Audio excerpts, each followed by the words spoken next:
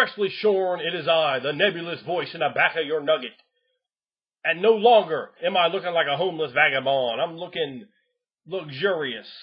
Take a look at all the bright white light shining off my head right in your eye. And that's a penalty to your saving throw, motherfucker. Bedazzled. That's right. So, what I have for you in this offering is from Risen LP, who asked, he says, my problem isn't with dividing loot, but actually deciding what loot to give. Can you give me any advice on that? Well, fuck yeah, I can. I've been doing this for a long time, you understand, baby. So we're going to be talking about the pay window, you understand. We're going to be talking about some thunder and some clubbering and some pain, bruise, and agony. So what I'm saying is, first and foremost, don't Monty Hall style it. Don't just open up the floodgates and let the coins come crashing out. Don't give them every possible item. Don't take the Dungeon Master Guide and shake that son of a bitch out. I've been running this game for 24 years, and I'll tell you this right now. There's massive amounts of magic items I have never had as a player, never given as a Dungeon Master, right in a base book. The base book alone is the Dungeon Master Guide. There's way more magic items than you will ever need in your entire campaign history to give out to your players. Of course, I like to make a lot of my own, and despite the fact that the magic items are almost utterly flavorless in 3.5, they have a great ease with which you can assemble and put together and create new items for yourself, particularly if you interject any new ideas into the mix. So, when you're looking at them, don't be the big magic item of the week. Don't go, oh man, my players really had a good time last week because I gave a magic item. And every week you do that, you whore yourself, you whore your game, and your players do not respect you for that. Talking with DM Johnny, he's bringing up, you've got to have the players respect you. I see these new game masters coming up, and players do not respect them. That's DM Johnny, your dungeon master. Know him as you will. And he's talking about that. I said, man, I said, look here, man, you've got to have respect. You've got to have respect for the game master, for the guy putting all those hours in, and not just some ham and egg or jabroni coming in the door that doesn't know a damn thing. Out there with no rhyme or reason, no seasoning, no skills. But you want to come in, if you're in that level, if you're beginning, you want to get those skills. And I want to give them to you. I want to help you get up to that level that where you're feeling comfortable, where it's flowing, where it's nice and easy, and it's all in the back of the mind, coming out. So how do we get there? How do we go from this daunting journey of all these stacks of books and understanding not only what's in them, but how to make it fluid and flow and move? Like I said, first thing, do not give them too much treasure. Do not give them too much treasure. Less is more. What the fuck does that mean? Well, this is what it means. It means the players will respect what they have if they do not have too much of it. Make your time investiture into making those items cool. Give the sword a name, give it a background, give it a history, give it a legend and lore, give it a place, a meaning. Oh, this baron used to hold a sword, and it was a great thing given to him by this sorceress queen that was in love with him. Or maybe you have this large dagger that's really the tooth of a frost giant, and you got this big story in there around it. Make it look cool. Dress it up. You can always make your items look awesome. Spend time on describing them. Spend time on giving them names. Spend time on making them mean something. That will mean something to the players. But if you're giving them massive magic items every week, the items aren't going to mean anything. When you have pages and pages of items, you've done something wrong as a game master. I run games for years. Characters won't have pages of items. You might be 12, 13 level in my game, and you're going to have probably under 10 magic items. I'm not counting potions. I don't really count potions even as magic items. But I don't give out ridiculous potions anyway. I don't give out ridiculous amounts, and I don't give out, ridiculous potions as well. You might get some minor cure potions or water breathing or something like that. Maybe some protection from fire. For me, you could be like 13 level. You got 3, 4 magic items. That's perfectly acceptable. Maybe you got a magical weapon and a magical shield. Maybe you have a magical ring and maybe you got the magical boots that run on you. It doesn't matter what kind of items you have. Let's dress them up. Let's make them mean something. And all of a sudden you have investiture. You're getting deeper into character. You believe in those items. How the hell do I believe in a +1 sword? But the sword that's described as being cut from the bottom of this massively grown out mandrake plant, and it's this long spiraling root that comes out and it curves into that Kopesh style that has this scintillating blue electricity crackling, spiraling this way with violet electricity coming down the other way, and you give it some elaborate name in ancient Elven. You start bringing all these details together. That's something right off the top of my head. If you sit down and think about it, you can certainly come up much better than that. Bringing something together that really shines, and players go, I like the description, I like the history, I like the background of the item. The item is itself a supporting character. It gives you something. What the fuck does the +1 longsword give you? A bonus to hit, a bonus to damage. It doesn't do anything. I'm not saying that +1 longsword is bad. +1 longsword, fine. This could be a +1 longsword mechanically, but it has a name, it has a look, it has a meaning. And the player goes, when you fucking did something right as a game master, when you're the player, I know that's a +3 longsword. I don't know this is a +1 longsword, but mines.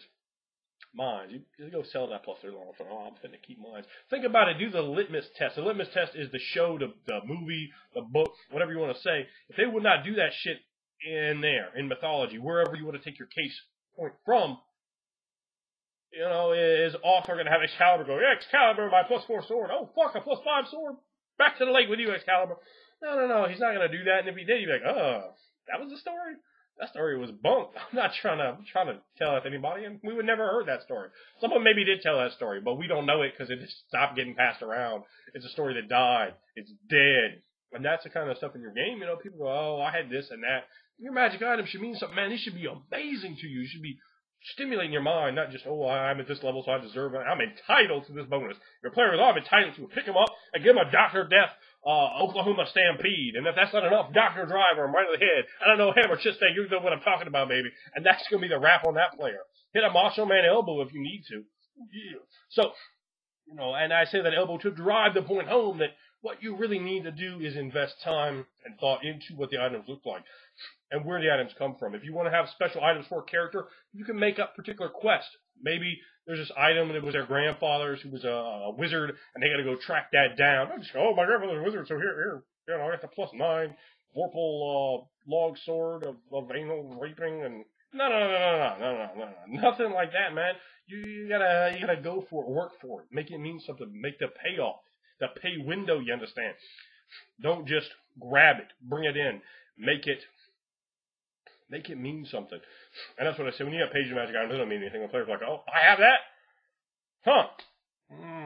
That's the problem there. They don't need excess stuff. They don't need to be selling all magic items and that sort of thing. And then for all the gods of D&D, please do not have magic item stores. They are the worst idea ever. And the reason being, take all the fun out of it, man. You don't have to quest for it, you don't have to earn it, you don't have to work for it. All you do is pay some money. The Walmart of Magic at D&D, wow, that's, boy, you can really screw yourself there a lot, and now as a new game master, you can really mess up by basically putting items in there that you didn't expect for them to go for, and they can really screw you. Now, items to avoid: movement. The more exotic, the more horrible, the more all over the place the movement is, the worse it fucks you. Movement will fuck you. The +19 sword of killing the whole village is not that big a deal. You can always ratchet those monsters' hit points up. Okay, you got a +19 sword. You always hit the monster. No big deal. It's got 2 billion hit points. So you keep hitting it. What do? 35 damage? Okay, that's fun. It's still going to be a fight. So hit points are a great way to mitigate any sort of huge damage they have. Huge damage isn't the problem. First and foremost, the biggest problem you can have, biggest thing that can make a game, as a new game master, as an experienced game master, collapse is movement. Rings of teleporting, soaps of teleporting, phone books of teleporting, whatever the hell you're teleporting in. Teleport that shit out of your game. You don't want players to have that kind of thing. Teleport, boy, I hate that goddamn spell. What I hate more, anything that allows you just instant plane travel. Like boom, boom, boom, boom, boom, boom, boom. I'm going to go to all kinds of different planes now, particularly if it's just, go wherever you want. Anything like that, any kind of magic item like that, can be horrendously devastating to your game. A lot of times players don't think about the fact that if they put too much stress on the game master, particularly a new game master, everybody loses because the game cracks, breaks, and destroyed. They go, well, in my background, I came from the village of Peleon, and in Peleon, we, it's the other side of the world, and I'm going to teleport back there. I've been there, I've seen it, I can do it. And you go, well, I don't know that village. We've never done that with that village in a campaign. No, this is my background right here from. Fuck. So all of a sudden, you gotta account that. Well, he's gone, other side of the world. What you doing with the other players? What are you doing? It can be very, very detrimental, very damaging, and even more so if you're like, okay, yeah, we have this big problem here, 9 hells. You're like, oh, well, I don't really plan for no 9 hells action. Oh yeah, 9 hells. And if you're a real legendary, a real veteran, you can handle all that. But if you are new to the game, man, that can be devastating. Really try to keep them away from movement-based powers. I'm not talking about something that gives them extra 10 foot of movement. That's fine, doesn't matter. But those are the biggest things. Number 2 problem are instant kills. Anything that's an instant kill is a big problem. Try to stay away from those.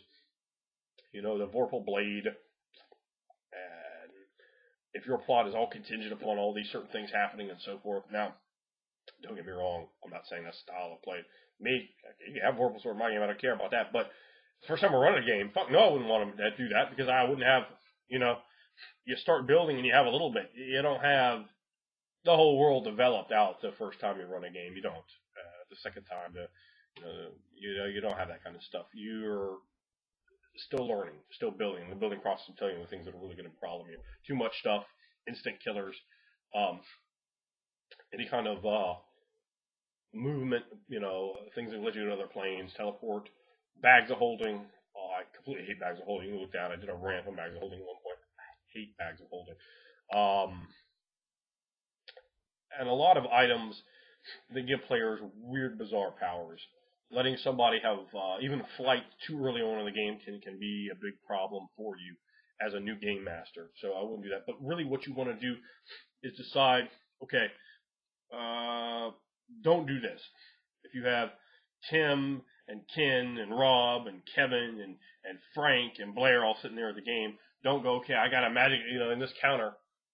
They kill everything and they find there's one magic item for each of them, and it's clearly designed for each of them. You got that +1 club, you got the +2 leather suit of armor, you got the +3 magazine with Larry Zabisco's face on the cover. You have one thing for each of them, one thing that's going to clearly design it. Players will not like that. They will not respect you. They might go, yeah, that was great. Trust me, it wasn't good. It wasn't great. They didn't like it. They're not happy about it. They might not even understand it in the back of their head, like, oh, that was the butt. Because it's not real. It's like, come on, dude, really? It's really almost enough. You'd be like, okay, well, Gurkangan the Barbarian has a battle axe, man. He loves to use that battle axe, 2-handed battle axe. And there's no war chief of the cult of the 9 dead dwarves has a battle axe. And you kill them off and you get that +2 battle axe. Even then, you're like, okay, that's 1. It's 1 out of 6. So we can move on. That can be okay. But, you don't want to have like a magic wand in there for, Hot Tits the Elf and the magic ring in there for the halfling and the magic, long tooth dagger for the gnome and all that kind of stuff. You got to really spread things out. You got to be very careful. You got to, whenever you have something that is intended for a player, never ever make it look like it is intended for the player. That damages believability. You can have those quests set up where there's certain things that go out there. They find the Paladin Holy Sword from the religious quest where they find, these special mounts, or they reacquired a great-great-grandfather's wand. All these sort of items, you can build them up and make them quests where they go out there and they mean something and they're following them. And finally, you eventually have that pay win with the person. Oh, yeah, that's my wand. Now, you aren't taking that wand away. That is my wand. Well, you have a better wand over here. No. Just wand for you, and just stick them right in the eye with a wand. And that's a really important thing when you are, as a game master, trying to decide what to put out. Make the stuff that the monsters, the NPCs, and the villains would actually have. If they have things, they will be using them. There's no reason that gnoll is going to be using a broken riding crop when it actually, on its side, it has the Russia's sickle. And you're like, oh, well, why isn't he using the Russia's sickle, which is a +19 legendary weapon? And once he take it out, he's like, oh, how you say, yeah, just sickling the hell out of somebody, Russian style, and just decapitating them. You understand? That is something that's utterly horrible. One of the worst things you do as a game master is go, let's roll for treasure now. No. No. Why is that bad? Well, the reason why it's very, very bad if you do that after the game. I remember when I first started coming up, I'm like 15 years old, I'm playing the Game Masters are doing that. And I was like, why the hell didn't he use that potion that would have saved his damn life? Why didn't he drink a potion to heal? He had like all these minions around him, and we had to lit him up. He like stumbled in the back with 1 hit point. He just standing there. He had a potion to heal on him, but he forget. You don't forget about that. That's the first thing I'm thinking of. If you damn near kill me, I got a potion to heal. I'm like, oh, well, fuck you. How about that? How about life number 2? You want to make sure that you have all those things and to think about them. If you like really want to get a potion of healing in the party's hands, maybe the guy has 3 on him, and he's like, he knocked 2 of them back, but they got that 3rd one. And they're like, well, we saw him drinking these potions. They were just like that one. We saw him heal him, so we're damn sure that's a potion of healing. Unless he's a real dick and like, made some poison look like that. Hey, maybe you could run that in there too, which kind of adds a little comedy in my mind. It gets a bit dark. I like drink the potion down. Remember, drinking potions can be bad for your health. You don't know what they are. I've had more than one character kill themselves that way. I find that very, very funny, and I'm happy to let someone die from that. So, make the items that they actually should have. Think about that character. What are the items he would have acquired? How would he acquire? Where did he get them from? So he has them now. So think about their backstories. And when you can kind of also bring that in and let the players be exposed to that on occasion, that can add a huge amount of flavor to the game. Particularly you have a bard or something. Go, okay, actually, you know about Duke Edmontorin's scimitar of light here. And, that's in fact this same scimitar. You can tell by the engravings here on the handle, the heraldic symbols. And you can go into the descriptions and talk about how it has gold forged through the middle of it, and invest in it. And when you invest in it, the players are going to invest in it, because what the players really want is cool shit. You know what's not cool? Just a stack of numbers. It could be the +20 katana. They're like, oh, it's a +20 katana. What's it look like? Oh, I don't know, man. Like a katana. It looks like a katana. Here's a picture of a katana. It looks like that. Oh, thanks for all that work you done. Appreciate that. The players will notice. They will appreciate that work. They'll be like, oh, you describe things in intricate detail. The ivory handles and the blue tint of the steel. It was forged under a red dragon's breath. And you bring all those sort of details in, the players are really going to bite. They're really going to appreciate that. They're really going to jump on those sort of details, that sort of action, and make it what the NPCs actually will have instead of what the PCs are entitled to. Because all they are entitled to is getting picked up and Oklahoma stampeded if they aren't appreciating what you're doing. I'm talking with GM Johnny, and he says a bad problem he's seeing with these new dudes that are coming up playing in broke-ass games, bunk-ass games. They got no respect for Game Masters. And I remember coming up with broke-ass Game Masters. I had no respect for them. But when you get that good Game Master, you get that respect. And what is a new Game Master you want to have is to earn the player's respect. And I'm telling you right now some keys on how you can get that job done and, in fact, not do that job.